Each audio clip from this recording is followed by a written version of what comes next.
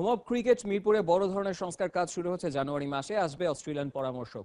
কাজ শেষ হয়ে মাঠ খেলার উপযোগী হতে সময় লাগবে অন্তত 6 মাস। বিসিবি গ্রাউন্ড বিভাগের ব্যবস্থাপক সৈয়দ আব্দুল বাতিনের সাথে কথা বলেছেন সহকর্মী শামসুল আরিফিন। টাইগাররা এখন নিউজিল্যান্ডে, ঘরের মাঠে খেলা নাই আগামী বছরের জুলাই পর্যন্ত।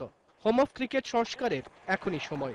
বিসিবিও সিদ্ধান্ত নিয়েছে সামনের মাস থেকেই কাজ শুরু। 2005-6 সালে যে মাঠটি তৈরি করা হয়েছে, এই মাঠটি আমাদের ড্রেনেজ সিস্টেম অনেক পুরাতন হয়ে গিয়েছে। সেজন্য আমরা এই মাঠ আউটফিল্ড আমরা পুরোটা তুলে আমরা চেক করব যে আগে যে আমাদের ড্রেনেজ সিস্টেমগুলো আছে, লাইক জিওটেক্স, নেটিং, ফিল্টারিং, তারপরে যে স্যান্ড আমরা ইউজ করেছি, প্লাস যে স্টোন ইউজ করেছি আমরা, সেই স্টোনগুলো ঠিক আছে কিনা, যদি প্রয়োজন হয় আমরা পুরোটাই চেঞ্জ করে ফেলবো। সাভার থেকে আনা কালো মাটি এখন শুকিয়ে কাজের উপযোগী হয়েছে।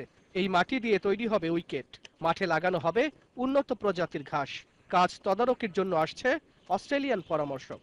ভালোভাবে যাতে আমরা এই মাঠটা করতে পারি, সেই জন্য আমরা আন্তর্জাতিক সহায়তা চেয়েছি আইসিসির কাছ থেকে, এবং সেই ব্যাপারে কথাবার্তা চলছে, এবং আশা করছি জানুয়ারি মাসেই আমরা কাজটা শুরু করতে পারবো। ইনডোরে যে অ্যাস্ট্রোটার্ফটা যেটা আছে, যেটা আমরা ইংল্যান্ড থেকে এনে লাগিয়েছিলাম মিরপুর ইনডোরে, সেটাও আমরা এই সুযোগে আমরা চেঞ্জ করে ফেলবো। মাঠ খেলার উপযোগী হতে সময় লাগবে প্রায় 6 মাস।